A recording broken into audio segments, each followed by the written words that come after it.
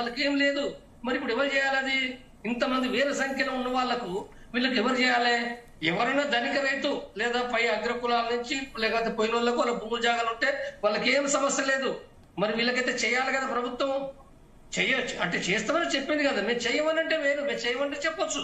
ప్రభుత్వం మేము చెయ్యము, మీరు ఇష్టం అని అంటే అదే చెప్పని. చెప్తారు, మరి ఇది చెప్పకపోతే విమర్శ చేస్తారు కదా.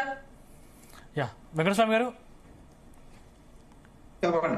అంటే ఇప్పుడు జంపన్న గారు అన్నట్టు అంటే గతంలో మావోయిస్టులు ఒక 100 మంది లొంగిపోతే దాదాపు 2 మాత్రమే సంక్షేమ పథకాలు అందుతున్నాయి. మిగతా 98 మందిని ఏ ప్రభుత్వం ఉన్నా కూడా నిర్లక్ష్యానికి గురి చేస్తున్నాయని చెప్పేసి మన జంపన్న గారు చెప్తున్న పరిస్థితి మనకు కనిపిస్తుంది. ఎందుకు అసలు ప్రభుత్వాలు ఎందుకు పట్టించుకుంటుందంటే అసలు వాళ్ళకి ఎందుకు అన్యాయం జరుగుతుంది? అసలు వాళ్ళకి ఏం కావాలి? అంటే దీనికి ఒక పకడ్బందీ ప్లానింగ్ లేకపోవడం అనేది ఒక సమస్య.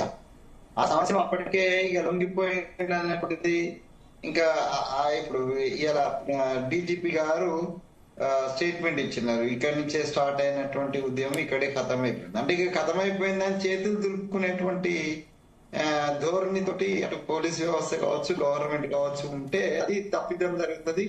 జంపన్న గారు అన్నట్టుగా వచ్చే సమస్య వస్తాయి. కానీ బాధ్యతాయుతంగా ఏ ప్లానింగ్ లో ఉండి వాళ్ళ కిరాయింపు కావచ్చు, వాళ్ళ బాగోగులు కావచ్చు, వాళ్ళ జనజీవన శ్రమంతికి ఒక రమ్మని అంటున్నాం. ఒక తర్వాత అయితే కూడుగుడ్డ ఇల్లు ఉండాలి కదా, వాళ్ళు అన్నట్టు ఆరోగ్యం మంచిగా ఉండాలి కదా. దానికి సంబంధించి ఇప్పుడు ఆయన అడవి నుంచి వచ్చి ఇప్పుడు రాగానే అన్ని ఏర్పాటు చేసుకోలేడు కదా. సో ప్రభుత్వం యొక్క ఆహ్వానము కొండి లేకపోతే నిబంధన దేనితో ఒక కారణం చేస్తే ఒక సిస్టమ్ వస్తున్నప్పుడు ఈ సిస్టమ్ బాధ్యతగా వాళ్ళకి భరోసా ఇవ్వడంతో పాటు మాటలలో కాకుండా చేతులలో భరోసా వారికి చేసి పెట్టడాల్సినటువంటి అవసరం ఉంది.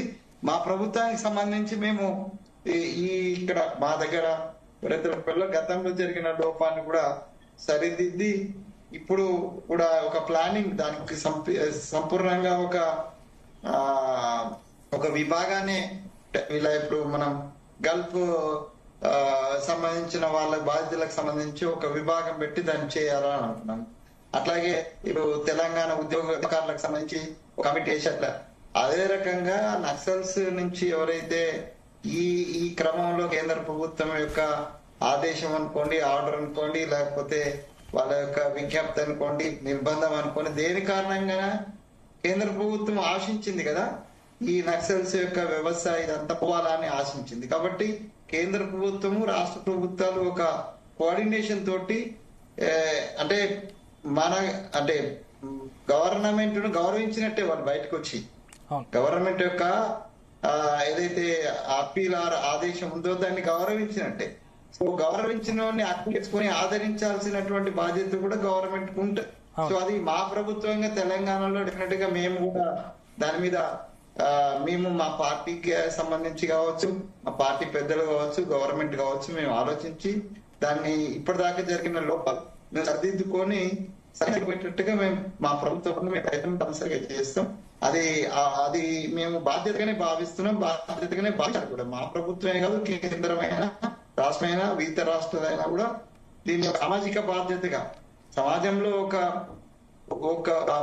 వర్గంగా ఒక ఐడియాలజికల్ థాట్ తోటి మిగతా సమాజాన్ని వదిలిపెట్టి వెళ్ళిపోయినటువంటి వాళ్ళు మళ్ళీ ఈ సమాజంలో కలవడానికి వచ్చినప్పుడు ఆదరణ తప్పనిసరి సమాజం ఇవ్వాల్సిందే.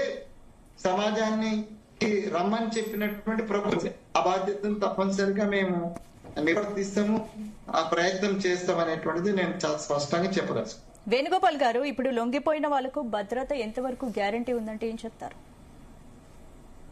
భద్రత అందరికి ఉన్నట్టు ఉంటుందండి. భద్రత ప్రత్యేకంగా ఏముండదు, కానీ వాళ్ళకు లొంగిపోయిన తర్వాత వాళ్ళు దైనందిన జీవితంలో జీవించేందుకు కావాల్సిన ఒక ఉపాధిని చూపించేందుకు కావాల్సిన రిసోర్స్ ఏదైతే ఉన్నదో అది ప్రభుత్వాలు కల్పిస్తాయని. ఏ ప్రభుత్వం అయినా, పార్టీలు పక్కన పెట్టండి, ప్రభుత్వాలను ఒకటే కదా, అందరికీ అన్ని పార్టీలకు ఒకటే రాజ్యాంగం, ఒకటే చట్టం. కాబట్టి ప్రభుత్వాలు వాళ్ళకు జీవించేందుకు కావాల్సిన ఫెసిలిటీస్ కావచ్చు, ఉపాధి కావచ్చు, అది ఏ రూపంలో చూపించాలి, డబ్బుల రూపమా లేకపోతే ఇంకేతరత్ర వెల్ఫేర్ రూపంగా ఏదో రకంగా చూపించాలి.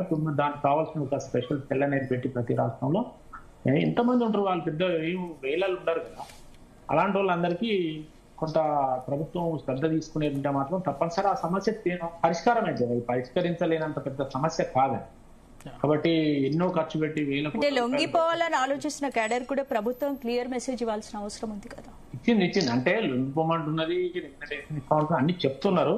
కానీ ఎగ్జిక్యూషన్ అనే దాని కాడ ఇప్పుడు వారన్నట్టు నరసింహరెడ్డి గారు అన్నట్టు కొంత అశ్రద్ధ కానీ లేకపోతే దాన్ని పట్టించుకోకపోవడం ఇట్లాంటివి జరుగుతున్నాయి అన్నప్పుడు దాన్ని అలాంటి దానికి అవకాశం లేకుండా దానికి ఒక ప్రత్యేకమైన సెల్ పెట్టి దాంట్లో ఎవరు వాళ్ళ ఎడ్యుకేషన్ క్వాలిఫికేషన్, వాళ్ళు చేసే వయసు, వాళ్ళు చేసే పనిని బట్టి వాళ్ళకి ఏది ఇస్తే వాళ్ళు ఉపాధి పరంగా వాళ్ళు సర్వైవల్ కావచ్చు, దాని కొరకు ఒక ప్యాకేజీని ఇస్తే మంచిది.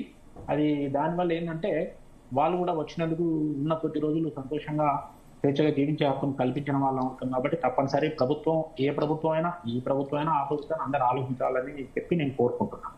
ఇది వాళ్ళు సఫర్ అయ్యి మళ్ళీ ఇక్కడికి వచ్చి సఫర్ కావడం కూడా కరెక్ట్ కాదు. దాని కొరకు ప్రభుత్వాలు తప్పనిసరి ఒక ప్రత్యేకమైన సెల్ పెట్టి దాన్ని శ్రద్ధ తీసుకుంటే మంచిది అని చెప్పి నేను తీసుకున్నాను. అంటే ప్రభుత్వం ఇచ్చే రీహాబిలిటేషన్ ప్యాకేజ్ సరిపోతుందా, ఇంకా బలమైన నమ్మకం ఇవ్వాల్సిన అవసరం? రీహాబిలిటేషన్ అనేది కోటి ఇచ్చినా 50 లక్షలు ఇచ్చినా అది అట్లా అది లెక్కకు రాదు. అందరూ వాళ్ళ అవసరాలను బట్టి ఇవ్వాలి. వాళ్ళకు ఉపాధి, ఇప్పుడు వాళ్ళకు ఉద్యోగం ఇవ్వడమా, లేకపోతే ఎక్కడైనా ఉపాధి కల్పించడమా, ఏదైనా పని చేసుకుంటే, లేకపోతే ఇంకేమైనా. ఉదాహరణకు నాకు మిత్రుడు ఉన్నాడు అంటే 98 బ్యాచ్ కంట్లగిద్ద అమ్మిరెడ్డి గారు. మేమిద్దరం కూడా ఆర్ట్స్ అండ్ సైన్స్ కాలేజ్లో, ఆయన మార్క్స్ సెక్షన్ సైన్స్ చెప్పింది. ఇవాళ వాళ్ళు వెళ్ళిపోయిన తర్వాత వాళ్ళు ఇక్కడ హైదరాబాద్ లో అడ్వకేట్ ప్రాక్టీస్ చేసుకుంటున్నాను. 3-4 సార్లు కలుసుకున్నాం, అప్పుడప్పుడు కలుసుకొని మాట్లాడుకుంటాం. అంటే ఒక్కొక్కలకు ఒక్కొక్క టేస్ట్ ఉంటుంది, ఇంట్రెస్ట్ ఉంటుంది. వాళ్ళ అభిప్రాయాన్ని బట్టి ఆ ప్యాకేజీ వాళ్ళకి ఇచ్చి వాళ్ళను సర్వైవ్ అయ్యేటట్టు చేస్తే మంచిది. అట్లనే ఓకే, అంటే ఫైనల్ గా ఏం చెప్తారు వేణుగోపాల్ గారు?